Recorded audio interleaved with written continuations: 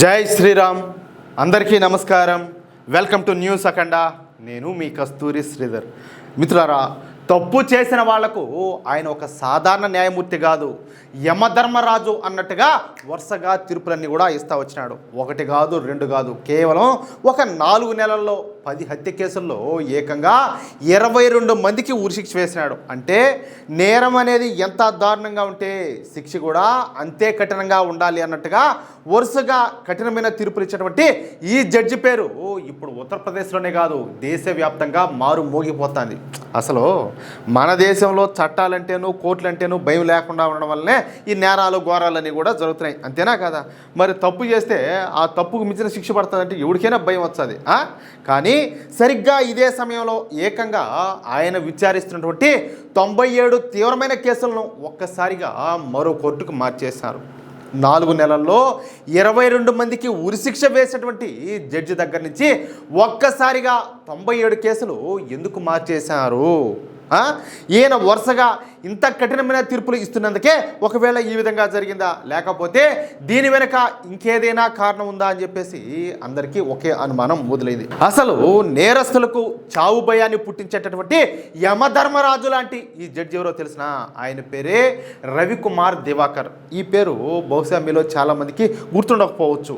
2020లో దేశవ్యాప్తంగా సంచలనం సృష్టించినటువంటి మన జ్ఞానవాపి కేసు గుర్తుందా మీకు?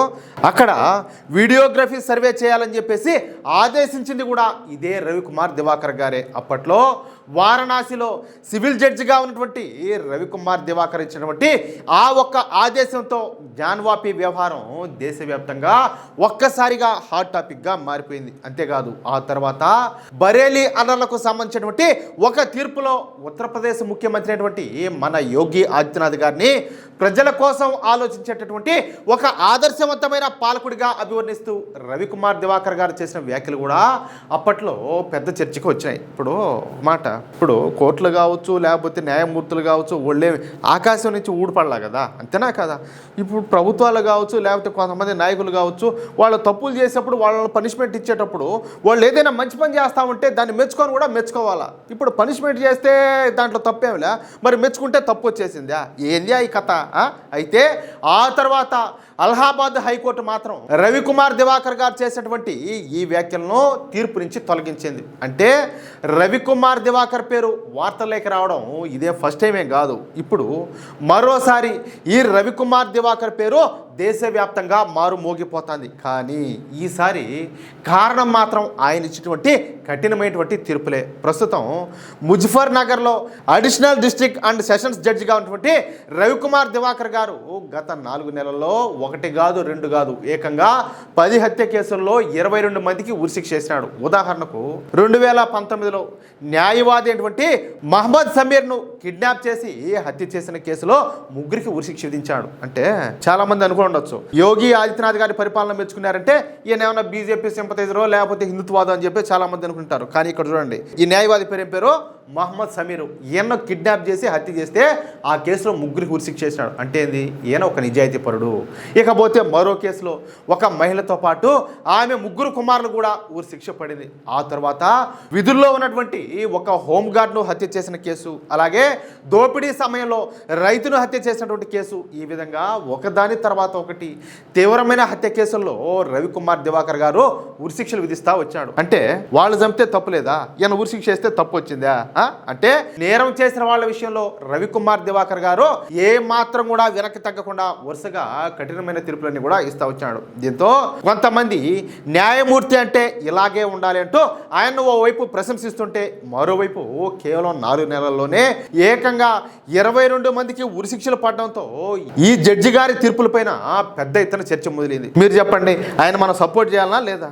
ఇప్పుడు ఎవరైనా తప్పు చేస్తే దానికి కఠిన శిక్షలు ఉంటాయంటే ఎవరైనా కూడా తప్పు చేయాలంటేనే ఆగుతారు, భయపడతారు. ఆ భయాన్ని ఆయన సృష్టించాడు. అయితే ఈ 22 మందికి ఉరిశిక్ష విధించారు కదా అని చెప్పేసి వెంటనే ఉరితీస్తారని మాత్రం అనుకోవద్దు. ఎందుకంటే మన దేశం చట్టం ప్రకారం సెషన్స్ కోర్టు ఉరిశిక్ష విధించినంత మాత్రాన అది వెంటనే అమలు అయిపోదు. ఎందుకంటే ఆ ఉరిశిక్షను సంబంధిత హైకోర్టు కూడా కన్ఫర్మ్ చేయాల్సి ఉంటుంది. పైగా దోషులకు హైకోర్టులో అప్పీల్ చేసుకునే అవకాశం కూడా ఉంటుంది. మన దేశంలో చట్టాలు ఆ విధంగా ఉన్నాయి. అంటే రవికుమార్ దివాకర్ ఇప్పటి వరకు విధించినటువంటి ఈ ఉరి శిక్షలు కూడా చివరకు హైకోర్టు పరిశీలనకు అయితే వెళ్లాల్సిందే. అయితే ఇక్కడే మరో విషయం ఇప్పుడు అందరి దృష్టిని ఆకర్షిస్తుంది.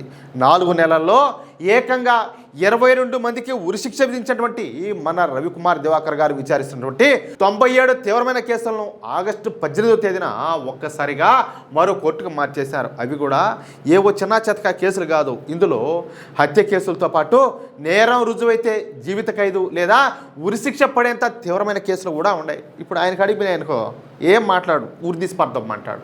ఈ 97 కేసులను డిస్ట్రిక్ట్ అండ్ సెషన్స్ జడ్జి అయినటువంటి వీరేంద్ర కుమార్ సింగ్ కోర్టుకు మార్చేశారు. ఇక ఇదే విషయంలో Muzaffar Nagar district bar association అధ్యక్షుడు ప్రమోద్ త్యాగి కూడా కొన్ని ఆసక్తికరమైన విషయాలు చెప్పినాడు.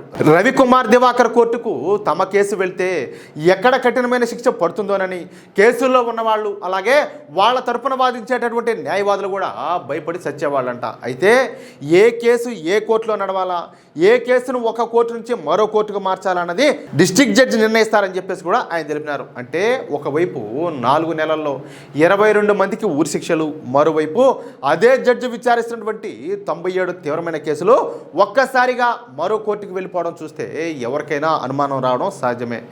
ఈయన వరుసగా ఉరిశిక్షలు వేస్తా ఉన్నందుకే ఈ 97 కేసుల్లో మార్చేశారా అనే సందేహం కూడా రావచ్చు. కానీ అదే కారణం అని చెప్పేసి ఇప్పటి వరకు అధికారికంగా ఎక్కడా కూడా నిర్ధారించాల. రవికుమార్ దివాకర్ వరుసగా ఉరిశిక్షలు విధిస్తున్నందుకే ఈ 97 కేసులను మార్చేసినామని చెప్పేసి అధికారులు కూడా ఇప్పటి వరకు ఎక్కడా చెప్పాల. అలాగే రవికుమార్ దివాకర్ ఏదైనా తప్పు చేశాడని చెప్పి ఈ 97 కేసులను ఆయన దగ్గర నుంచి తీసేశారన్నటువంటి అధికారిక సమాచారం కూడా ఇప్పటి వరకు బయటకు రాల. అంటే దీనికి ఎటువంటి కారణం కూడా లేదు. కాబట్టి 22 మందికి ఉరిశిక్ష వేశాడు కాబట్టి 97 కేసులు తీసేశారని చెప్పేసి ఇప్పుడల్లా మనం చెప్పలేం.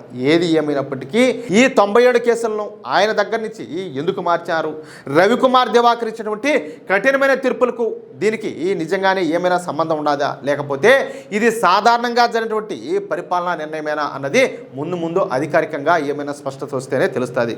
అప్పటి వరకు నేరస్తుల పాలిట యమధర్మరాజు అన్నట్టుగా 4 నెలల్లో 22 మందికి ఉరిశిక్షలు విధించినటువంటి రవికుమార్ దివాకర్ గారు విచారిస్తున్నటువంటి 97 తీవ్రమైన కేసులను ఒక్కసారిగా ఎందుకు మార్చేశారు అన్న ప్రశ్న మాత్రం అలాగే మిగిలిపోయి ఉంటుంది. అది విషయం. అయితే చూద్దాం ఏం జరుగుతుందో. ఏదేమైనా కానీ నేను ఇప్పటి వరకు కొన్ని 100 సార్లు చెప్పిన మన చట్టాల్లో లూసులు ఉన్నాయి, మార్చాల్సిన చట్టాలు ఉన్నాయి. అదేవిధంగా మన న్యాయ వ్యవస్థలో కూడా అదే పరిస్థితి ఉండాలి. ఇవన్నీ కూడా స్క్రూలు బిగిస్తేనే, లేకపోతే చాలా కష్టం. అంతేనా కదా? మీ అభిప్రాయం ఏదో ఖచ్చితంగా కామెంట్ చేయండి. అలాగే ఈ వీడియో నచ్చితే లైక్ చేసి మీ మిత్రులకు అందరికీ షేర్ చేయండి. ఇంకో విషయం ఏంటంటే, ఇంతవరకు మీరు కనుక మన ఛానల్ని సబ్స్క్రైబ్ చేసుకున్నట్లయితే ప్రతి ఒక్కరు కూడా మన ఛానల్ని సబ్స్క్రైబ్ చేసుకోండి, సపోర్ట్ చేయండి ప్లీజ్. జై శ్రీరామ్, జై హింద్, భారత్ మాతాకి జై.